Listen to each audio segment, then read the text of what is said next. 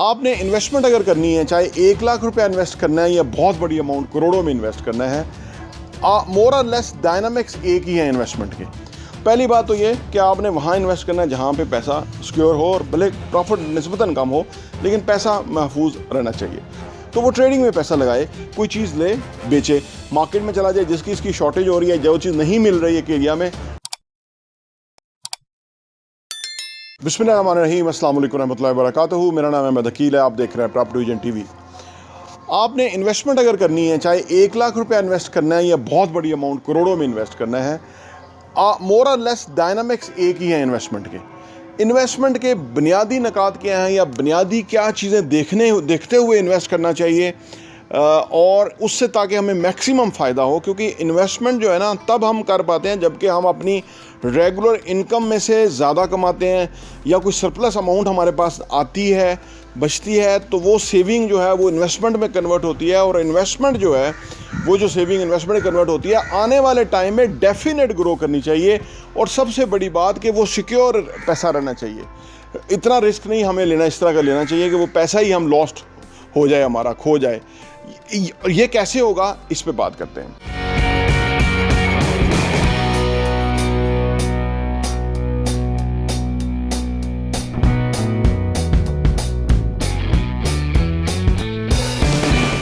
चाहे आपने छोटी सी अमाउंट इन्वेस्ट करनी है या बहुत बड़ी इन्वेस्ट करनी है, इस दोनों के लिए जो है ना आपको सोच विचार, बुनियादी नुकात वही हैं, गौर तलब चीज़ें वही हैं, तो जो तलब चीज़ें वही हैं, वही चीज़ें मद्देनज़र रहनी चाहिए जबकि आप कोई भी पैसा कहीं भी इन्वेस्ट करने के लिए जाएं।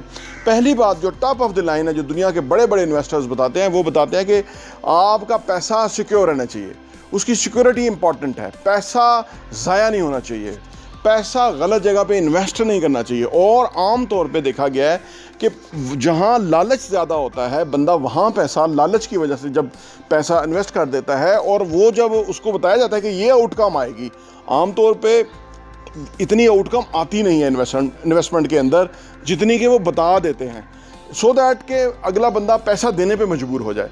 और वंस जब आप पैसा उनको दे देते हैं तो फिर वो आपका पैसा नहीं रहता, वो उसका पैसा बन जाता है। क्योंकि उससे वापस लेना जो है वो एक बहुत बड़ा प्रॉब्लम है पाकिस्तान में भी के अंदर, क्योंकि दुनिया भर में तो कुछ और चैनल हैं इन्वेस्टमेंट के। पाकिस्तान के अंदर क्योंकि रूल ऑफ लॉ नहीं है, आप कहीं भी चले जाएंगे, आप पैसा नहीं, उस बंदे को जेल में डलवा देंगे, पैसा आपका मिलने वाला नहीं है।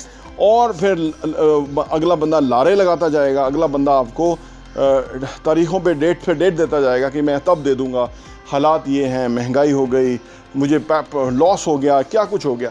तो इसलिए कभी भी आपको पैसा ऐसी जगह इन्वेस्ट नहीं करना चाहिए जहाँ के रिस्क बहुत बड़ा हो। ठीक है ना। रिस्क के बारे में मुख्तसरन ये मैं बता दूँ कि रिस्क वो होता है कि जिसके बारे में हमने सही तरह से रिसर्च नहीं की होती। और ये मैं नहीं कह रहा, ये वॉरेन बफेट जो दुनिया के बहुत बड़े इन्वेस्टर हैं वो कहते हैं कि रिस्क वो है कि जिसके बारे में हमारी प्रिपरेशन नहीं है, यानी तैयारी नहीं है, जिस रिसर्च नहीं की हुई, सही तरह से चीज़ को समझा हुआ नहीं है, पूरा नॉलेज नहीं हासिल किया हुआ, तो वो रिस्क है। और उसके ऊपर आम तौर पे पाकिस्तान में लोग ऐसे ही सुना सुनाई बातों पे बेट चाल में आके इन्वेस्ट कर रहे होते हैं और इसलिए पैसा उनका ज़ाया हो जाता है और इसलिए लोग बड़े इन्वेस्टर नहीं बनते। जैसे दुनिया में वॉरेन बफेट है, बहुत बड़ा इन्वेस्टर है, तो वो उसकी जो बातें हैं वो बड़ी इंपॉर्टेंट हैं क्योंकि वो एक छोटे से इन्वेस्टर से एक बहुत बड़ा इन्वेस्टर हुआ है पिछले 70-75 सालों के अंदर। तो पहला असूल ये है कि आपने अपना पैसा ज़ाया नहीं करना। प्रॉफिट कम होगा चलेगा, कम होगा तो कोई मसला नहीं, लेकिन अगर असल ज़र जब आपका चला जाए तो इससे बड़ा डिज़ास्टर कोई नहीं है, इससे बड़ी गलती कोई नहीं है, इससे बड़ा जो है ना अलमिया कोई नहीं है कि आपने एक्चुअल पैसा ही ज़ाया कर दिया। पहली बात तो ये कि आपने वहाँ इन्वेस्ट करना है जहाँ पे पैसा सिक्योर हो और भले प्रॉफिट निस्बतन कम हो, लेकिन पैसा महफूज रहना चाहिए। दूसरी बात, इन्वेस्टमेंट करते हुए ना हमें अपने इन्वेस्टमेंट का जो पर्पज़ है, पर्पज़ ऑफ इन्वेस्टमेंट, वो हमें समझना चाहिए। जैसे कि एक पर्पज़ ये हो सकता है कि हम कोई फ़र्ज़ करें रियल एस्टेट ले लें और हम 10, 15, 20 ईयर्स के लिए हमने वो ले ली है चीज़, ताकि उस वक़्त हमें ये फ़ायदा देगी और उस वक़्त कोई बड़े बड़े अखराजात जो हैं वो हम उस इन्वेस्टमेंट से पूरे कर सकते हैं। ये एक पर्पज़ है इन्वेस्टमेंट का। इसके लिए जो चीज़ हम लेंगे वो हमें उसी पॉइंट ऑफ व्यू से लेनी चाहिए। दूसरा पर्पज़ ये हो सकता है कि हम 1 साल के लिए या 2 साल के लिए, शॉर्ट टर्म के लिए प्रॉफिट गेन करना चाहते हैं। एक पर्पज़ ये हो सकता है इन्वेस्टमेंट का। इसके अलावा और क्या क्या पर्पज़ हो सकते हैं इन्वेस्टमेंट के? जब आप अपने आप से इस तरह से सवाल पूछते हैं ना, तो उससे आपको पता लगता है कि भाई और क्या हो सकता है। देखिए, हमें अपने आप से पूछना चाहिए। कहते हैं सबसे अच्छी जो टॉक है ना बंदा जो करता है, वो सेल्फ टॉक होती है। जब हम अपने आप से पूछेंगे तो हमें मकसद मिलेगा, हम उस मकसद तक पहुंच जाएंगे। तीसरा ये हो सकता है कि हम इन्वेस्टमेंट करना चाहते हैं ताकि हमारा जो डेली के अखराजात हैं, यानी मंथली जो हमारे यूटिलिटी बिल्स हैं, जो भी पेमेंट्स हमने आउट गोइंग करनी होती है, वो हम कर लें। ये तीसरा पर्पज़ हो सकता है इन्वेस्टमेंट का।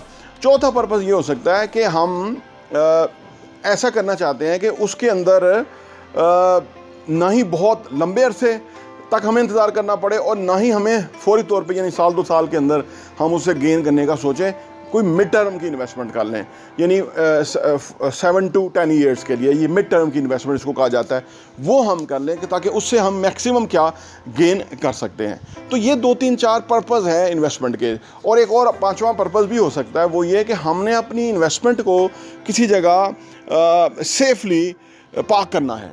ये भी एक पर्पज़ है। उस सूरत में अंदर हमारी सेफ्टी ज़्यादा इंपॉर्टेंट है, प्रॉफिटेबिलिटी तो होगी, यानी उस सूरत में हमें अपनी सेफ्टी ज़्यादा इंपॉर्टेंट है, बाकी चीज़ें तो होंगी। एक और पर्पज़ इन्वेस्टमेंट का ये हो सकता है कि हम एक लर्नर और बिगिनर हैं। हम पैसा इन्वेस्ट करके पैसे को ग्रो करना सीख रहे हैं और हमारे पास बहुत बड़ा पैसा भी नहीं है। तो उस सूरत में हम कहाँ इन्वेस्ट करें और कैसे पैसे को ग्रो करें, कितने टाइम में ग्रो करें?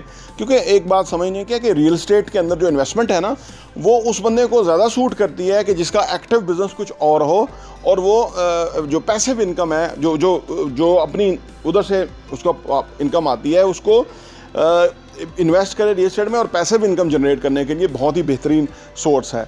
लेकिन अगर कोई यंग बंदा है और उसके पास पैसे भी बहुत कम हैं, यानी आप सोचिए कोई 500,000 है, 1 मिलियन है, तो उस सूरत में मेरी ज़ाती राय ये है कि उसको बजाय कि वो उस पैसे को इन्वेस्ट करके तो वो खुद एक्टिवली ना काम कर सके या खुद वो फ्री हो जाए कि उसके पास सरमाया नहीं है, वो काम नहीं कोई कर सकता, उसको चाहिए कि उस पैसे से कुछ छोटी मोटी ट्रेडिंग करे ताकि उस पैसे को ज़रा और जनरेट और मल्टीप्लाई करे।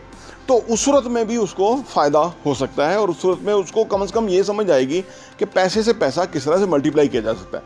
अगर कोई भी बंदा बिज़नेस में पैसा ग्रो करना जान जाए या करना शुरू कर दे, ट्रेडिंग से पैसा कमाना शुरू कर दे, एक चीज़ ली बेची, वो साल के अंदर कितनी दफ़ा ट्रांजैक्शन करेगा उसी पैसे की, और कितना पैसा कमाएगा, और उसके मुकाबले में अगर वो रियल एस्टेट में इन्वेस्ट कर देता है तो कितना पैसा कमाएगा, ये अगर आप पेपर पे ये वर्कआउट करें, ये थोड़ा सा कैलकुलेशंस करें, तो आपको अंदाज़ा होगा कि क्या बेहतर है। तो लिहाजा अगर कम पैसा है, उसके पास टाइम भी बहुत है, वो यंग है आदमी, तो वो ट्रेडिंग में पैसा लगाए, कोई चीज़ ले बेचे, मार्केट में चला जाए, जिसकी इसकी शॉर्टेज हो रही है, जो चीज़ नहीं मिल रही है एक एरिया में, वहाँ वो आके प्रोवाइड कर दे रीज़नेबल पैसों के ऊपर, वो चीज़ बिक जाएगी और उसको एक रीज़नेबल प्रॉफिट हो जाएगा। तो इन्वेस्टमेंट जो है बहुत बड़ा काम है। इन्वेस्टर्स आमतौर पे जो 4 तरह के हैं ना, जो सोर्स ऑफ इनकम है। नंबर 1 एक्टिवली बंदा काम करता है, नौकरी करता है, पैसा कमाता है।